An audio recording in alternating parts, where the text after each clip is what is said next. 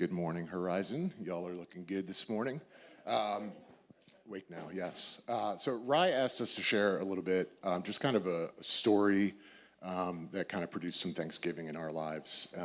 To do that, I kind of need to set the story of a suckfest. So back in 2017, I applied to be a Chick-fil-A owner-operator. It's about a 3 to 4 year process on average. And by the time that COVID hit, I'd kind of made it to the penultimate interview stage. So at that point, I'm interviewing for specific stores. We interviewed for a store in Philly and kind of Central Jersey. Ryan was pretty excited about those. And then both of those were no's, which was fine. But sorry, I'm like shaking because I don't do public speaking that often. So COVID hit and basically added 2.5 years to the overall timeline for us. So a couple conversations, but no interviews, no traction, no, hey, what's next? Coming out of COVID, I think in 2022, we interviewed for a store in DC.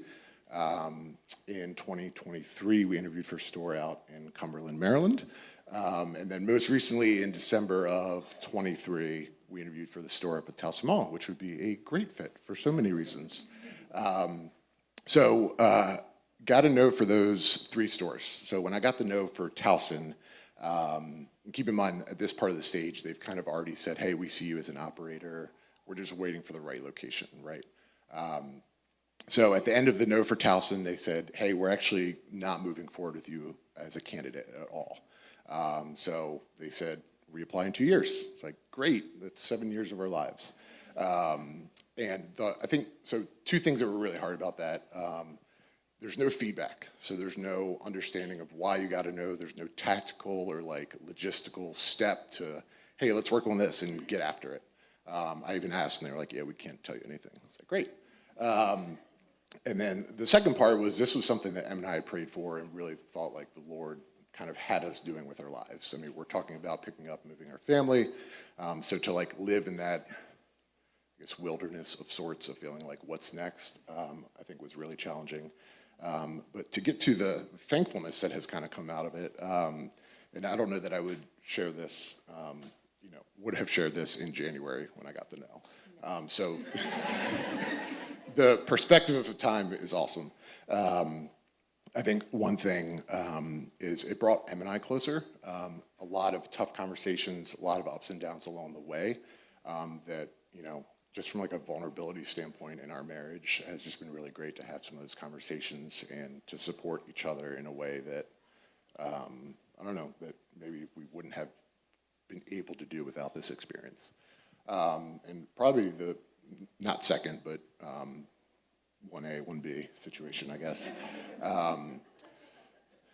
Just being really grateful for, here we are in the midst of this no and kind of this curveball of what we thought we would be doing from a career standpoint and ways to like serve the community.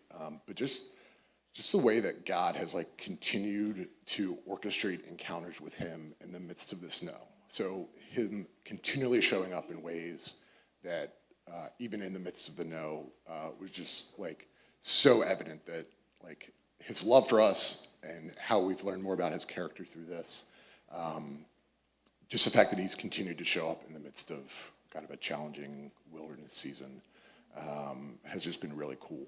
One example, I mean, we wouldn't be here today if we were in any of those previous locations. So to continue to be a part of this church and this community, and I mean, I think even when we applied in 2017, our kids were 2, right? So now they've developed their own communities through school and sports. So it's just been really cool to kind of have that perspective and have God continue to show up and comfort and reveal himself in the midst of that. So any holes that I missed? That's loud. I think one of the things that I'm grateful for are the yeses that have come because of the no's.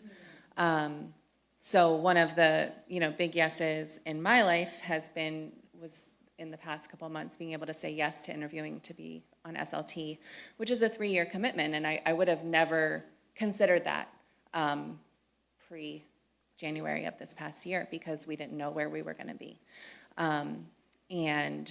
So that's a big yes. I think simple yeses, like Ryan being able to coach Jack's basketball team.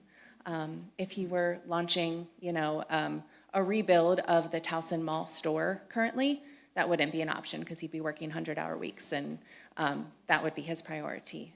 But being able to say yes to the priority of our family that we didn't really anticipate, we were kind of ready to up and go. So the yes of kind of being where our feet are right now is a thing that I'm super thankful for. And just a verse, Ryan had asked if, we had any verses that came to mind. Ryan found some song lyrics. A verse that has been a continual theme of my life is Psalms 46:10, just be still and know that I am God. I am a fixer, I am a doer. So this story is still being written, like Ryan is still in transition of like, well, what now, career-wise?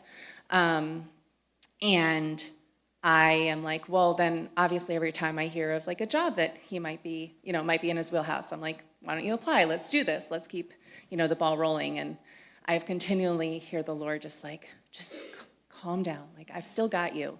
Like, this isn't what you thought it was going to be, but I'm still in control. And I feel like that has been a theme that's been really, really important and just shaping of how I see the Lord continually showing up, even when it's not in the ways that we had originally thought. So that's our story.